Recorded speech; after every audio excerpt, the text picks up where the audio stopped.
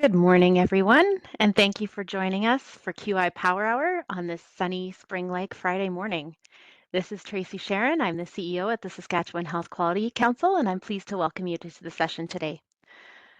For those of you joining us for the first time, QI Power Hour is a free monthly webinar learning series hosted by us at HQC here in Saskatchewan, and we bring together improvers from a variety of sectors with an interest in improving health and an interest in learning about quality improvement related topics. Welcome everyone today. I am joining you from HQC's offices in Saskatoon on Treaty 6 territory and the homeland of the Métis peoples. HQC serves the entire province of Saskatchewan, which also includes lands that are parts of Treaties 2, 4, 5, 8, and 10 as well. We recognize our obligations and responsibilities as treaty people to work with Indigenous nations towards reconciliation and health equity. And to hold us accountable to that, you can see our commitments and progress on our Truth and Reconciliation Action Plan and on our Caring for Culture blog on our website. We want to let you know that all of our sessions are recorded, including this one today, and are available on our website following the event. So please do go to our website and check out past sessions at your convenience. While you're there, you can also sign up for the QI Power Hour email newsletter, and with that, you'll receive notices about upcoming sessions and details on how to register straight to your inbox. We're very excited to see the continued growth of QI Power Hour throughout our home province of Saskatchewan, across Canada, and around the world. And so we just want to thank you for spending an hour of your precious time with us this morning and for your commitment to ongoing learning and improvement in the systems that you're all a part of. We'd like to see lots of engagement and chat this morning on the webinar. So you do have the chat function. Please feel free to share your comments and your questions and your insights and your ideas. And I can see that lots of folks are already engaging in the chat, letting us know where you're joining us from today. So welcome all and thank you. And please feel free to continue engage throughout the session. We'll have a bit of Q&A time at the end. I'll be monitoring the chat. So please feel free to enter your questions in there and I'll be happy to ask them at the end. And without further ado, I am so pleased to welcome Tammy Waldron from HQC to the session today to tell us about leading a team through process mapping. So Tammy joined HQC in 2022 as an improvement lead and is now a senior improvement lead. In this role, Tammy works collaboratively to assist with the instructional analysis, development, design, implementation, and evaluation of various training modules offered through HQC. Tammy brings to us her experience in patient and family-centered research and curriculum design. She has established a deep understanding of patient engagement in both research and healthcare and strives to ensure all stakeholders are involved to the level of their comfort. Tammy holds bachelor degrees in psychology and anatomy and cell biology, both of which she received from the University of Saskatchewan in 2014. She completed her master's degree in community and population health in 2018, where her research focused on creating a program theory for shared decision-making through utilizing realist philosophy. She also holds a micromaster's in instructional design and technology, which she received in 2021. So I'm so pleased to welcome Tammy to our session today, and I'll turn it over to you. Thanks, Tammy. Thanks, Tracy. I'm very, very happy to be here. I am joining from my home office in Saskatoon on Treaty 6 in the homeland of the Métis as well. Unfortunately, I have a little bit of a cold today, but I will do my best not to sniffle or cough, but apologies. I will try and mute if that occurs. As Tracy did say already, that today's session is all about leading a team through process mapping. So I think that you can go online, you can Google pretty easy to find the general steps. And so hopefully today the emphasis is more on how do you, as a leader in the process mapping journey, get your team involved? How do you hear those voices and how do you engage to get all perspectives to build out a really fulsome map? And as you may have seen in the session objectives, today the goals are to describe a current state process mapping process, lead a team through the 6 steps of process mapping, and use your process map as a roadmap to improvement efforts. So really just trying to get a fulsome idea of where your system currently is, whether that's a very small piece of your puzzle or the large scale of your puzzle, whatever you're doing, to be able to understand what is currently happening so you can move forward and have improvement. And I quickly just wanted to ground us And our good friend W. Edwards Deming, if you're not familiar with who Deming is, he is often referred to as one of the godfathers of QI. He does have a significant impact on the model for improvement and different elements of QI. But one of the things that I really love that he has said is, if you can't describe what you are doing as a process, you don't know what you are doing. And I think that that really gets at the epitome of what process mapping is trying to do, at least current state process mapping, is seeing the full picture of what is currently happening to get you from point A to point B in a journey. So if we can get a really clear articulation of what that is, we're in a better place to make true improvement and be able to track that improvement. So it's kind of step one of going through your improvement journey, or one of the steps at least. And you might be asking, okay, there's other tools I could do. Why a process map? What is that going to do for me? So process mapping can act as a roadmap for improvement. So by visualizing what your current process is, it is easier to see where you can create improvement. So where are there redundancies, ambiguities, circular processes, kind of just understanding what is happening. And I think especially leading your team through this, bringing them back to that essence of what are we doing? It's okay if it's not perfect. It's okay if you don't like it, but what are we currently doing? It helps to create a shared understanding between your team. So for me, one of the big things I hear when I'm doing process mapping is that people are very good at understanding what their part of that process is, but not really having that full picture of what the full team is doing. So by having the conversation around what that process is, you're able to have a better sense of what all your team members are doing. And then finally, it can act as a grounding point as you go through your improvement journey. So you can keep coming back to this process map once you have it created. If you try a change idea, you can see other change ideas that are marked on your process map, or you can see if that impacted your process, what has improved. And it's really just a really strong grounding point of where you started. And then if you end up doing a future state process map, where you are going. And I just wanted to give us a couple examples of what that has looked like within HQC. And I want to articulate that though these are both visuals of electronic forms of process mapping, you don't need to do it electronically. You can do it as crude or as in the moment as you want. So it could be a simple piece of loose leaf that you have with paper and pen, or it could be butcher paper, or you can have electronic help. So different online tools that can get you through how to process mapping. But the two that you can see here, I think help to show kind of the different levels that a process map could be. So different levels of detail. On the left-hand side, it's more of that linear process. I think that there is a clear flow, and in that specific one, I know you can't see details, but it is process mapping out our internal process for setting up a learning programs workshop. So if we're going to be working with a team or working with teams through teaching any concepts, how do we prepare both from creating what the content is going to look like, actually doing a slide deck or mural boards or whatever we need to prep, as well as thinking about the tech pieces, or for in-person, the facilitation techniques that we are going to be using. So what are those steps? When are they happening? And who is taking care of them?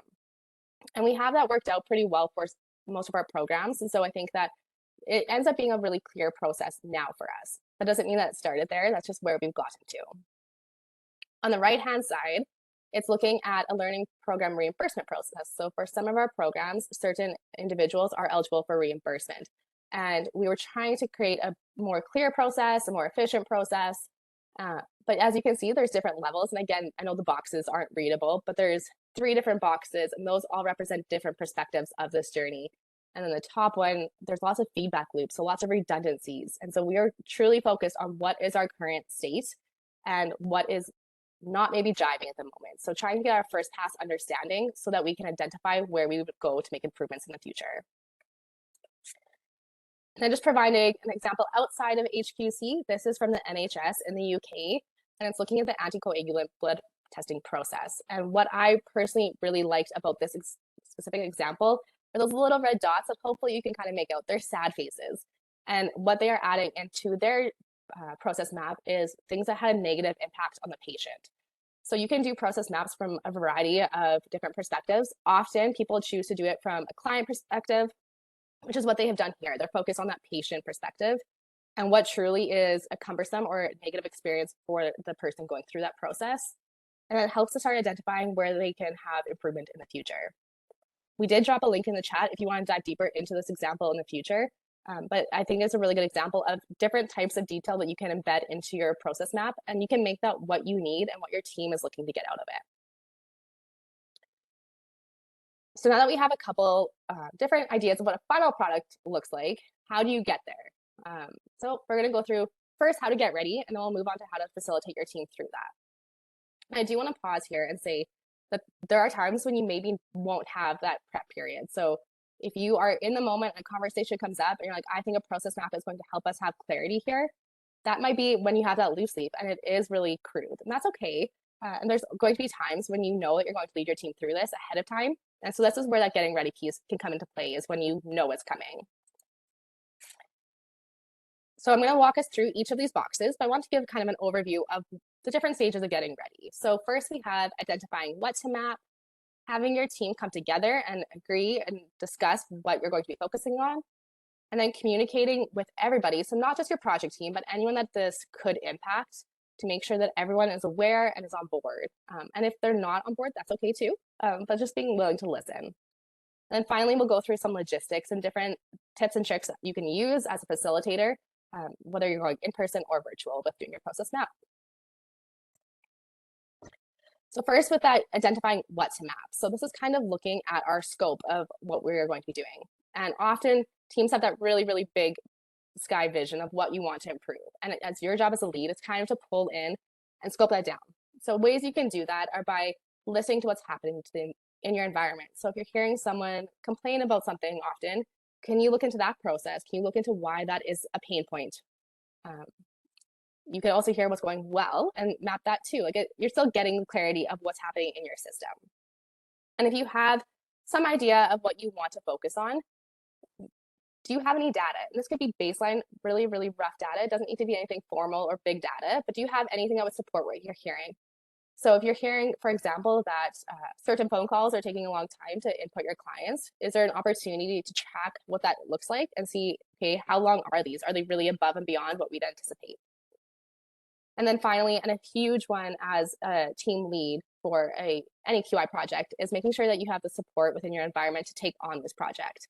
So there definitely is value in creating a process map, but if you're looking to take that to the next step and then do improvement beyond that, making sure that your team is ready. So as a team lead, that might simply mean making time, and I say simply, I also recognize that capacity is a huge concern right now, but making the time so everyone can come together to have that conversation. But it also is taking the time to listen and make sure that people feel comfortable with tackling this, and that it's not meant as a performance critique, as an example, or it's just really to improve, and kind of communicating that message of why is this important and why are we doing it. And lots of times doing that, it really involves having to explain the why of process mapping. So I'm quickly going to just pause. I'm going to ask you to drop in the chat, how would you describe to your team why you're choosing to do a process map?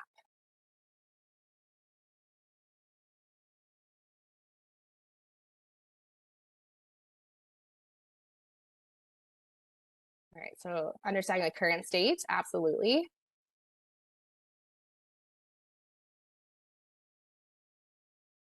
Yeah, so seeing things about efficiency, visualization, safety, improvement. Yes, lots of things. Identifying bottlenecks, absolutely, yeah.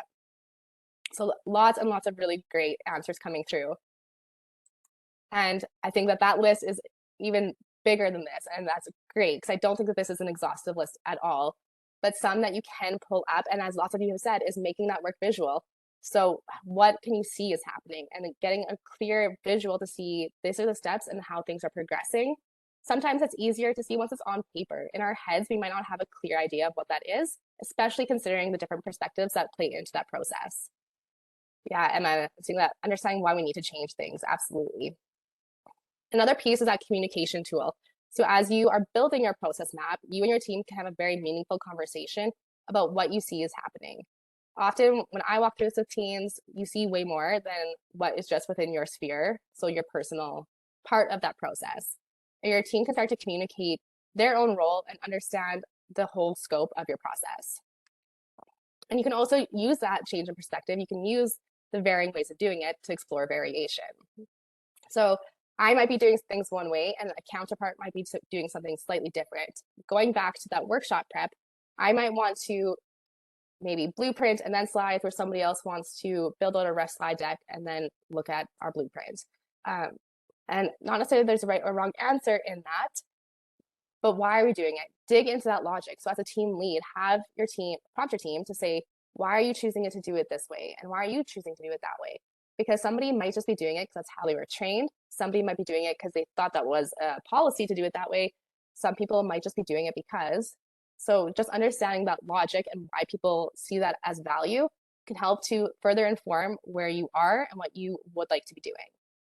And again, we're only mapping what's currently occurring and trying to focus your team on what is the normal. So on our usual circumstances, this is what would be flowing.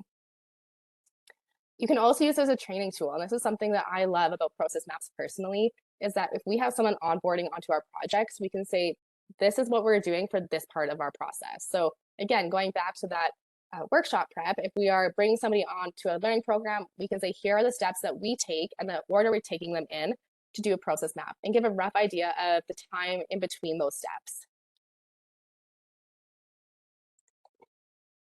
So our next bucket here was to discuss and agree. So the first step within this is identifying who your team is. So probably when you're figuring out what your scope is, you started to identify some people, but making sure that anyone who is going to be impacted and have a valuable perspective into that process map should be represented on your team.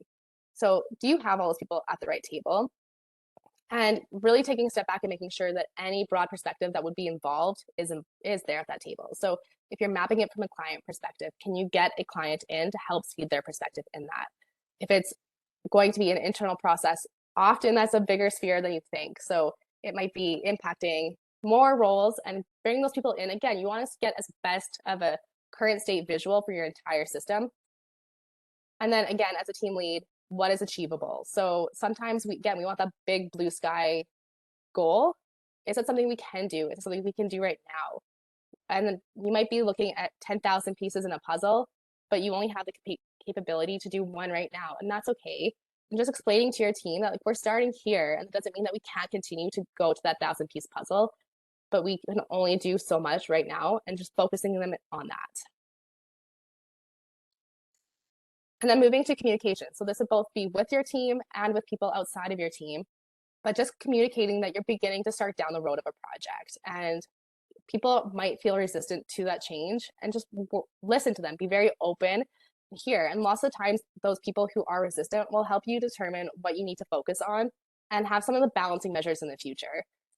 But we want to make sure that we are explaining what's in it for them, what is going to happen, what we're asking of them. And if it's just simply that this is happening and it won't impact your work, it's still nice that people are feeling more involved from the get-go than feeling like change is being applied. You can also identify project champions through these conversations. So as a team lead, people are going to know that you're likely on board and excited about this as a journey. If you have somebody else that's aside from the team lead who can also act in that role, so they're passionate about what you're going to start doing, they're excited, that person can help garner support with your whole team because it's a different voice and somebody who's more like that neutral third party supporting what you're about to do. So if you have someone that could act in that role, sometimes helping them message what is about to happen can be really powerful. And then finally, those logistic items that I mentioned. So where are you visualizing this? If you're doing it in person, do you have space on a wall to do this? Are you doing it on a table? Are you going to be doing it virtually? What kind of virtual platform are you using? Just thinking through those things when we usually do booking a meeting. Another thing is about the time. So we've talked about who is going to be on your team, the amount of people, and incorporating all of those perspectives. And the more perspectives you have, usually the longer it's going to take. And that's not meant to be like a cumbersome statement there. It's just you want to make time and space for people to be very open and to share all of their dialogue around what you're process mapping. So just consider that when you're booking your time. And then you might want to proactively consider having a second meeting, because we'll get to this at the very end, but once you have your process map, you want to allow people to reflect and make sure that that is landing. So sometimes your team will go through and create this beautiful process map, what they think is currently happening. And then when you go back and you're actually doing those steps, you're like, oh no, that doesn't really reflect what's happening. So building in that time and giving people a period to actually apply and double check that that is the correct process map will be beneficial. And then just some tips of like how you can do this. So if you're going to be physically together, butcher paper, I feel like that is the biggest QI resource that we have in person. It helps so much. And then you can use multicolored sticky notes. So if it's different perspectives on a sticky note, for one color or what have you. Just everyone gets sticky notes and markers, and you can move them around as you go through this process. If you're doing it virtually, there's lots of great virtual whiteboards. So we use Mural at HQC. We love Mural, or at least some of us love Mural, I should say. I don't want to speak for everybody. But it's really great at being able to create a visual of what is happening and move things around really quickly. People can drop stickies. Mural, you get 3 free whiteboards that you can use. And then there's paid accounts beyond that. There's many other options. So there's Mural, there's Google Jamboard, Lucid Charts, which if you've never seen a Lucid Chart commercial, highly recommend. Very funny. Not sponsored, just funny. And so once you kind of have all of those pieces, you know what you're going to be focusing on, you've set the time, you're ready to go, or you're in the moment and a process map seems like the next step for you. How do you go about facilitating that journey? What is the process to process mapping? So what we're going to go through here is 6 steps that you can take to get your team through the process map. So determining the boundaries, identifying the steps, sequencing the steps, categorizing information, checking for completeness, and finalizing the map. So you might think determining the boundaries sounds a lot like what we talked about with scope, and it kind of is the same, kind of isn't. So in my mind, how they differentiate is that your scope might be like your project areas. You might be focusing on workshop prep or reimbursement, but you might have a very niche area that you have for your boundaries there. So lots of times there's things happening before that we can't control, and so you're really looking for what is your sphere of influence? What can we tackle as a team? And then identifying what your start and your end is can help to really get a better clarity of that conversation and how this will flow. And you want to make sure that you're engaging your team. And again, you'll hear me say this throughout all of our time together today is engage your team, ask their perspectives. Without that, it's going to be very ambiguous, but it can really help if that is being inputted to you. And then your job as a team lead is to kind of chisel it down and remember, we are limited to a certain sphere of influence and kind of bring your team to that. Again, just speaking from the experience of people like that big sky dreaming. So often that's where teams need a little bit of assistance. So I'm going to kind of do like a little case study walkthrough example throughout the next 6 steps here of how you could build this out. So the aim or like our goal for this is by the end of the March QI Power Hour, which is where you are today, attendees will be able to describe the importance of engaging their team in process mapping to understand their current state. So knowing that it's about QI Power Hour, you coming to QI Power Hour, I was thinking, where would this process start? How would we define our first input into this? And so I was thinking, I was like, well, the attendee needs to join WebEx. That would be that first step. And then I thought more and more, and like this would be a time you'd have conversation with your team about, is that truly where the process starts? It's at our sphere of influence. And I was like, okay, no, we have to have them sign up. And the more I thought about it, it's not just that you signed up, it's that you became aware of the process, or of the session, sorry. So how I defined the first step was that participants or attendees today became aware of our first session. However, trying to mimic what you would do in real life, I went to my team and I said, how would you define that? What would be the first step that you see? So again, this would be conversations that you're having with your team. But other perspectives were awareness of the session, so pretty similar to what I had thought, finding the calendar invite, learning more about the session and what it can do for you. And the very tiny one, sorry, it's so small there, is to look up on the HQC website and sign up for QI Power Hour reminders.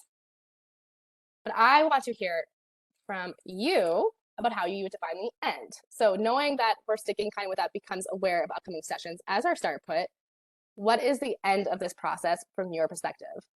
And you can just drop it in the chat.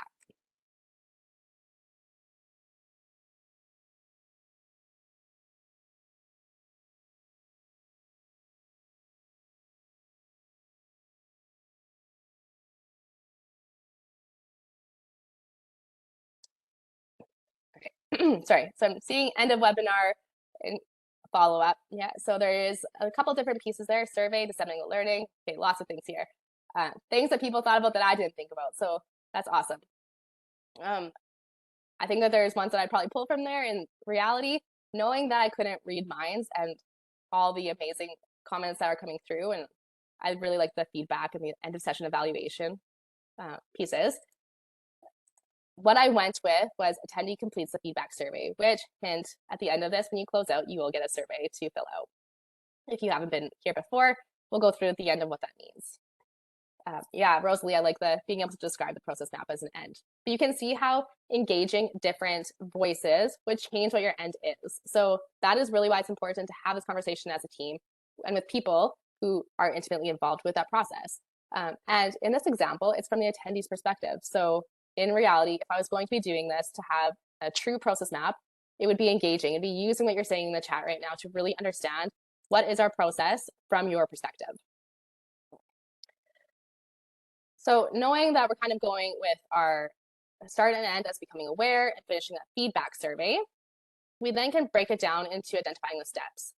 So sometimes you can just go in and be like, list the steps that you see in between this start and this end, and you'll get some good things, but you might need to prompt your team. So as team lead, there's things that you can ask. And so if you focus on what is the product of the process as it currently exists, you might get some things. And then you can talk about what needs to exist or happen before the session for people, for this process to occur. So as an example, if we're thinking about awareness of the session, potentially one of those inputs could be that you sign up for our newsletter and so that you heard it from there, or you were on a mailing list from somewhere else that mentioned it. Wherever you found this information, that could be an input into this process. And in some instances, that might be where we have our start, is you're signing up for the newsletter, but it really depends on what the scope of our specific aim is. And then once you kind of have an idea of what's the start and end and what's feeding into those pieces, you can ask your team what's going to take it from those inputs to those outputs. So if we know that people are becoming aware and they're going to finish the survey at the end, what's happening in between those two to truly meet our aim? And at this point, you're not making arrows, you're not linking things, you're simply just trying to brainstorm as much as you can. So some other questions, and this is an example from an IT company, but you can ask your team, sorry, what does the process do? Why does it exist? Where is it occurring? Why is it occurring? How is it occurring?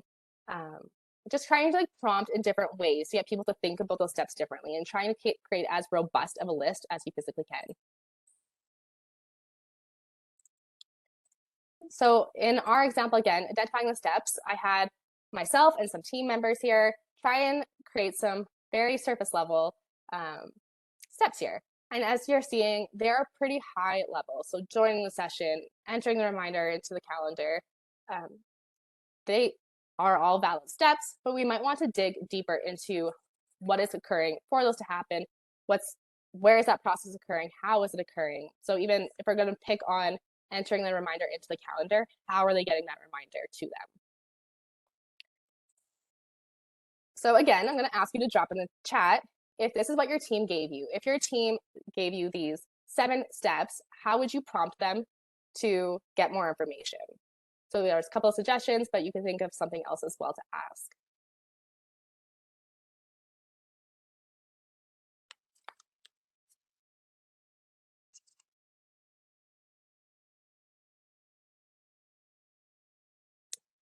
Yeah, my God, the what else? That could be as simple as that. Yeah, absolutely. And yeah, I think Rosalie talking about how difficult it was might get some of what's not working.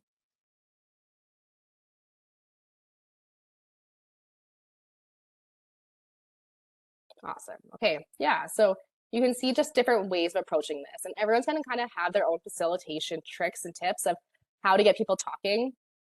Yeah, why this matters, Linda, that's a good one for me.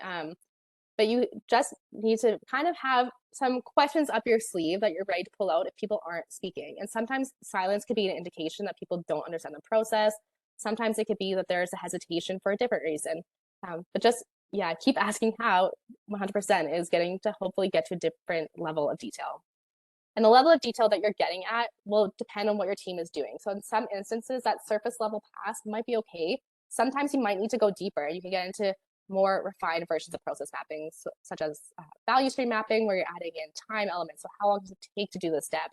Or if there's time wasted, like if a patient's waiting, not receiving care, things like that, you can start having that. So if you need that information, you can add that detail in. In some instances, you don't.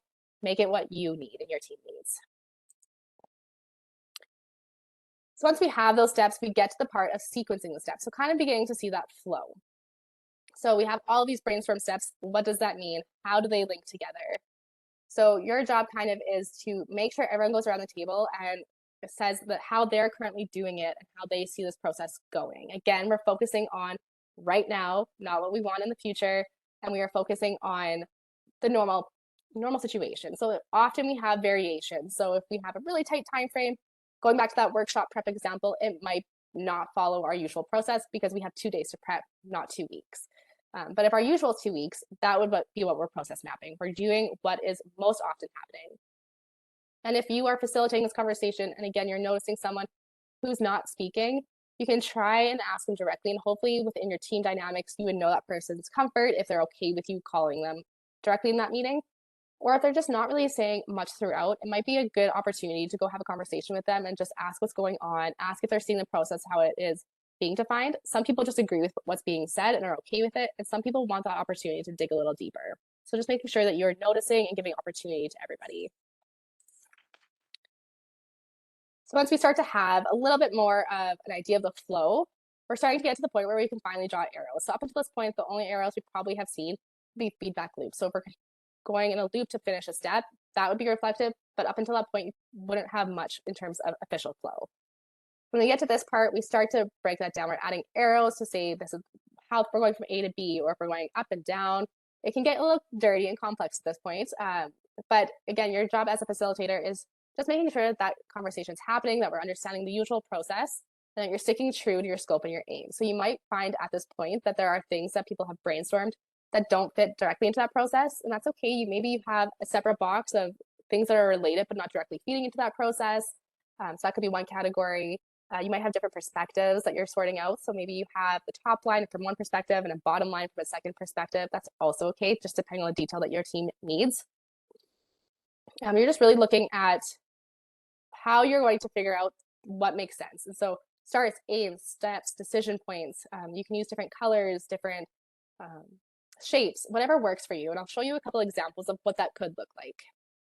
So you don't need the shapes necessarily, but again, whatever works for your team. This team, it was using different shapes to indicate different types of activities. So they have their start and finish is that little egg shape.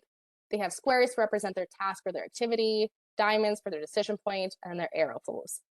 So by the end of the categorization, you start to have this articulation of what is a step, what is something that's going to change the pathways, those decision points of if this happens, we go up, or whichever direction. If that doesn't happen, it's going to change the path. So again, we might be thinking of with this session, if you weren't aware, maybe that's not the best example. If you were aware but you didn't want to attend, that would be a decision point. You might not have come to it, and it would change if you went through the session or not. And just a couple more in the wild examples of this. So you can see in the top left one that there's lots of different colors, but still kind of in that linear flow. And then on the right-hand bottom side, you can see there's different white pieces of paper, and that's different perspectives. So they had all of these different ones that were representing different perspectives of their flow, but they were really focusing on their client experience as their main one. And so there was pieces that played into it from a reception angle, but for the most part, they were focusing on their client experience. And then they started to get into inputs and outputs and what truly was focusing down. And a lot of this conversation was just really what is in the scope of what we are talking about right now. So again, as the lead, being able to kind of help your team identify, is this playing in between our start and our end, or is it an input into the process, which is totally okay. Just recognize where it fits. And so bringing us back to our example today, categorizing our map. So signing up for reminders, that might be an input. It would not happen after, but that was one of our brainstorm steps. So we've now categorized it into an input. Receiving that sign up link, maybe now thinking about it a little bit more, that might be different. And this is where we come back to validating and finalizing, which we'll get to in a second. And again, you can kind of see if you're interested in the session, which hopefully you all were, and that's why you signed up. We bumped up to that yes line and we went through the session. If you didn't attend, maybe you stay on our mailing list and you hear about our next session. I'm sure we'll give a preview at the end of this of what it is. But yeah, so there's different ways to go through this process. And then we need to layer in the detail. And this is really adding in names, titles, dates. And that might seem like that elementary check. Yes, you put your name on the top of your test piece. but it is really important. So when we talk about date, we can talk about when was this the current state? So if we're looking back a year from now and things look different, that's totally okay. We're expecting that there probably is improvement happening. But we know at this date, at March 13th, 2023, when this map was made, this is what it looked like. And these are the team members that were involved in creating that process. What were the different perspectives we involved in this conversation? So again, using it as your grounding point, having as much information in there that will help give you context is really important.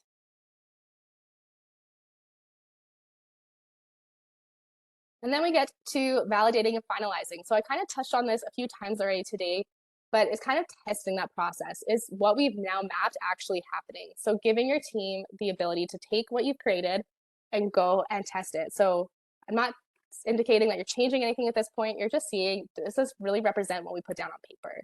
And it's okay if it doesn't, but just letting teams have that opportunity. So sometimes it's really helpful if you have a daily visual management board, you can stick this process map up there and people can see on a daily basis, oh yeah, no, that's not how that process is going. It's top of mind for them. So they're really paying attention to what is and is not accurate in that diagram.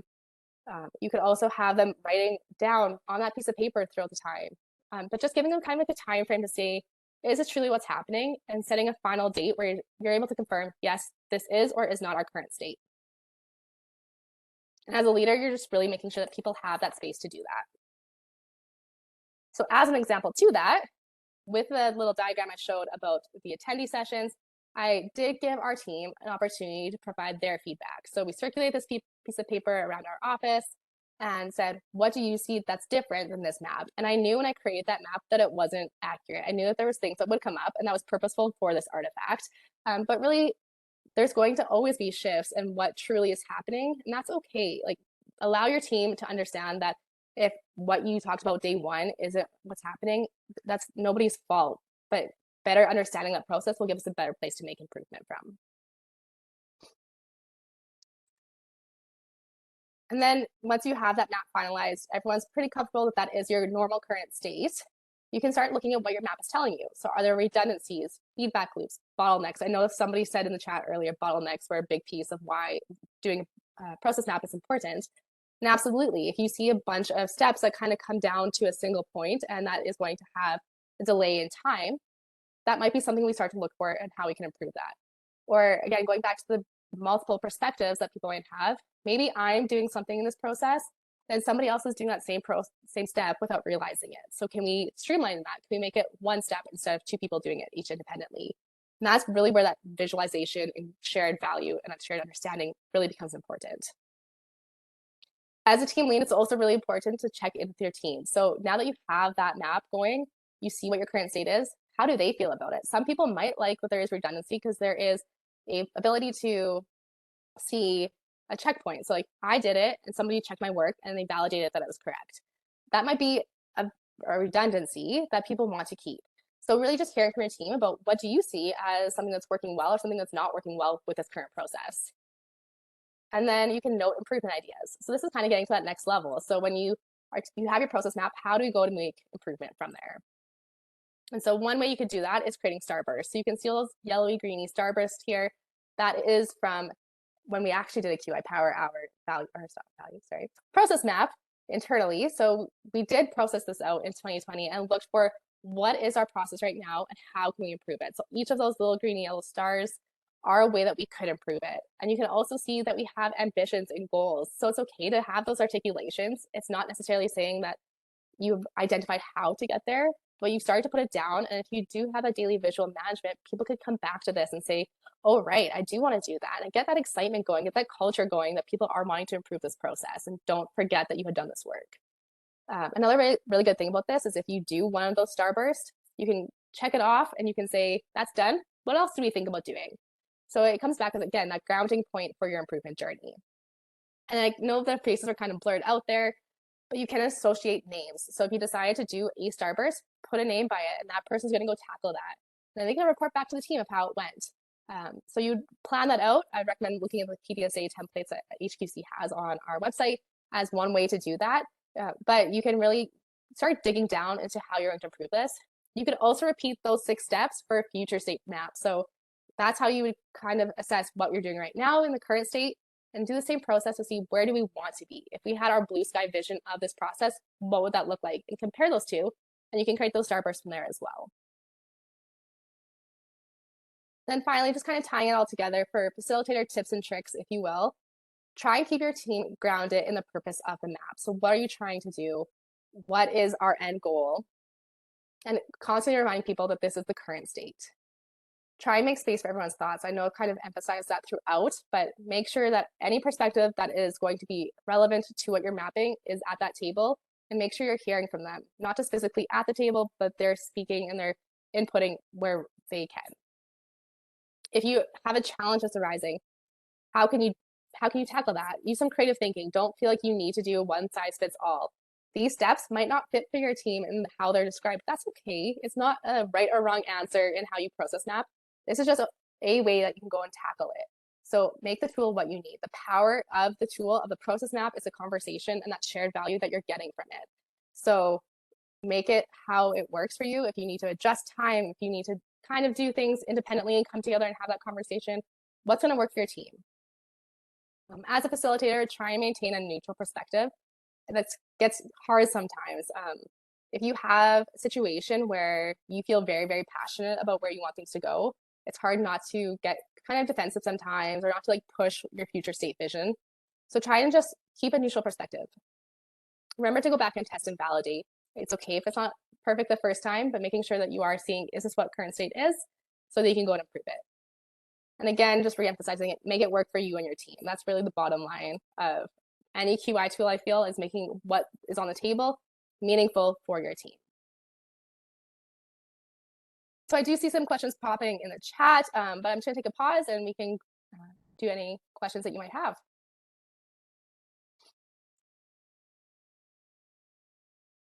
Thanks so much, Tammy.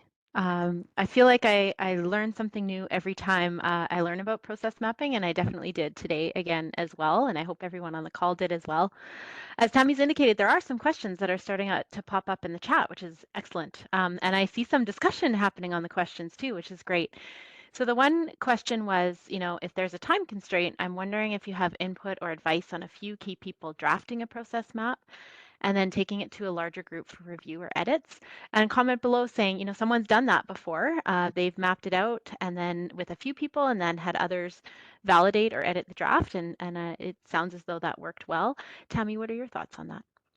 Yeah, so a couple of different things that come to mind for me. That step brainstorming one, I find that's a really good area that you can have asynchronously if needed. So if you have that daily visual management board, perhaps you have people dropping different steps that they see relevant. And then when you come back as a group, you can have that conversation. So that's one way that you could do it. And I don't disagree with if it's going to be what works for your team to have some team draft it. I think as long as you have ample opportunity to have that meaningful conversation around it, that's where the value comes in. It's making sure that everyone sees that and you're encapsulating different perspectives.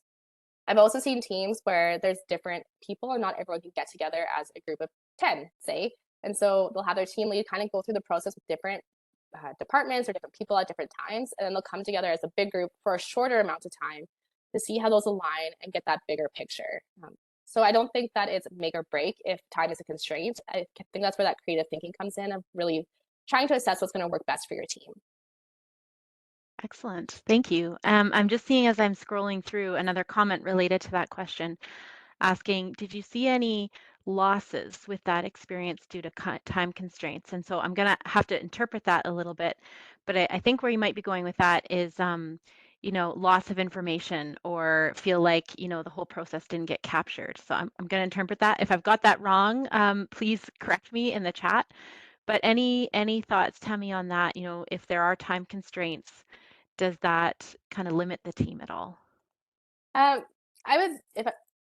think that there's always a potential that could, and it really comes back to, have you made space for the conversation?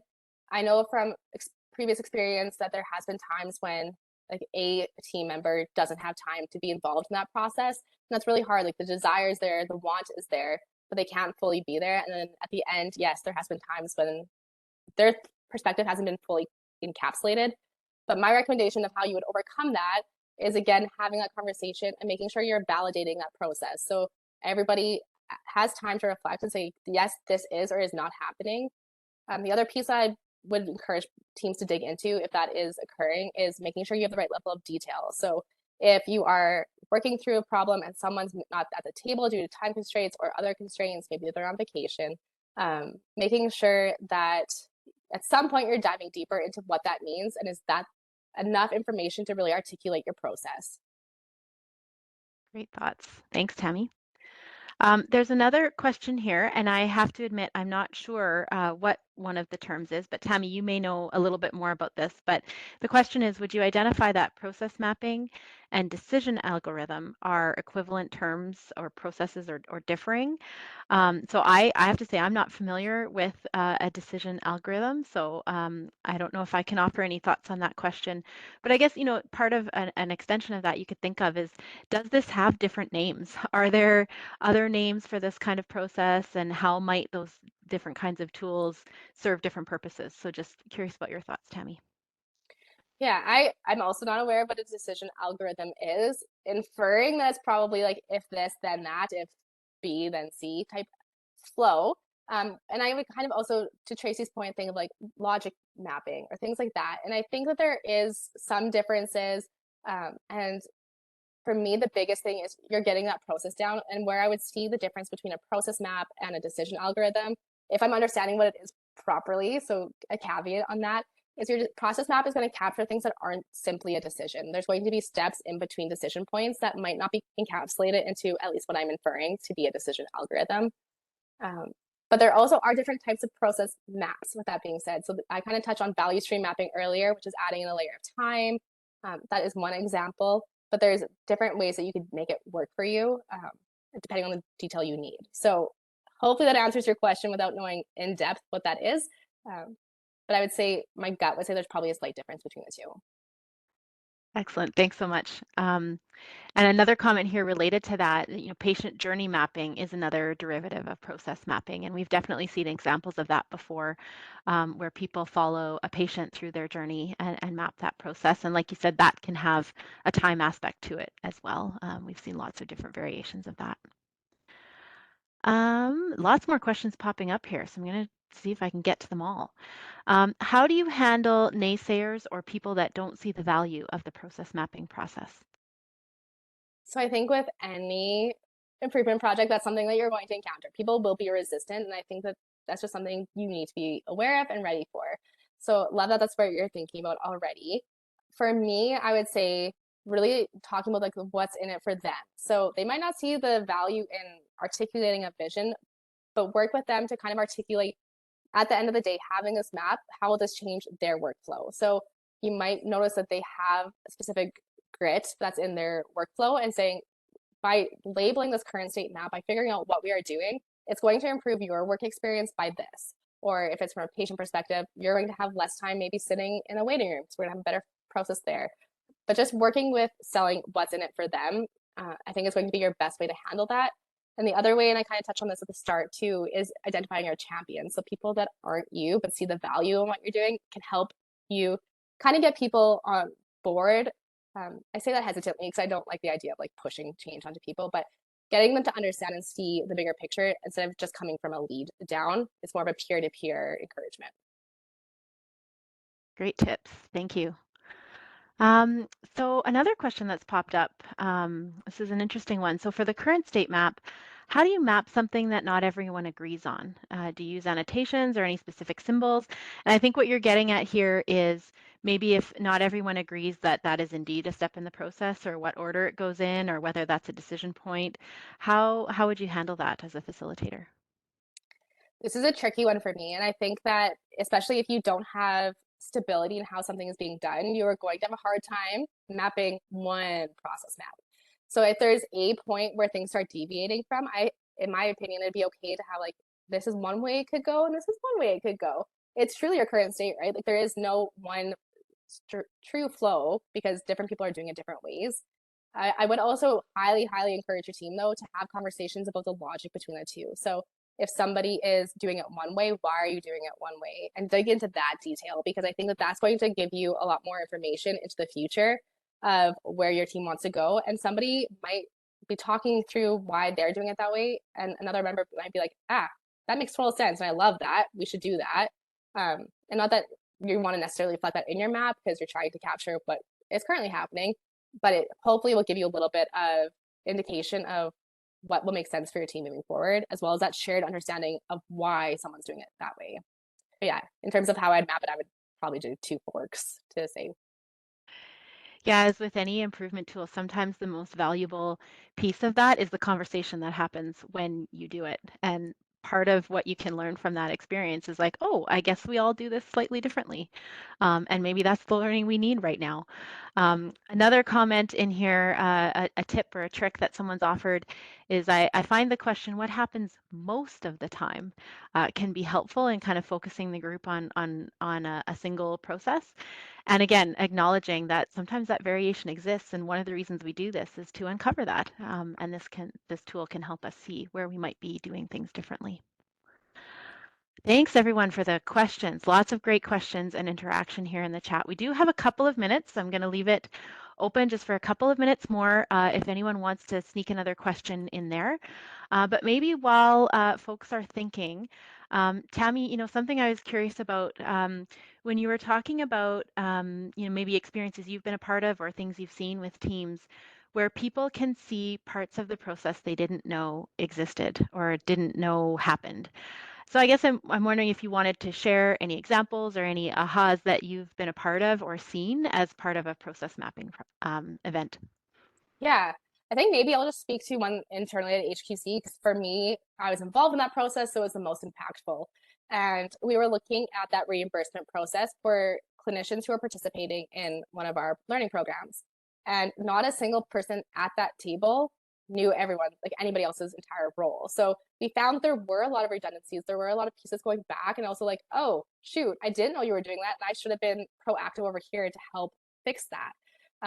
So one, we had the outcome of like, okay, now we see what is happening from everyone's perspective, but also I think it broke down the barrier of like, sometimes people have a hard time of like asking, can you explain that to me? Like everyone just makes an assumption like, oh, I feel like I should know that.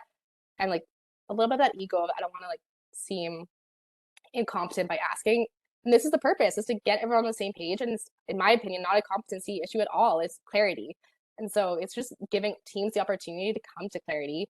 And I think that even that conversation left us all way more team bound together. Like we were like, okay, yeah, this is an issue. Like all of us are having a little bit of an issue in this, and it's not working perfectly for anybody. And we just felt more supportive by the team as a whole. So yeah, it was the conversation itself was just really, really eye opening for me of this is not working. And also, I'm sorry that I didn't know what you were doing for this process when I should have.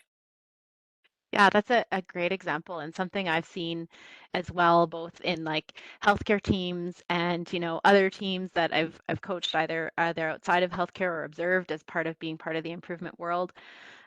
Is that you realize that your output is someone else's input, and that's maybe something you wouldn't have realized otherwise, and that can be a real changing experience for a team in building that trust and that relationship, as well as understanding how my work helps your work. So I've seen that be a transformative experience for a team as well. So I'm not seeing any other questions pop up in the chat or the Q&A. I'm just going to check that one more time.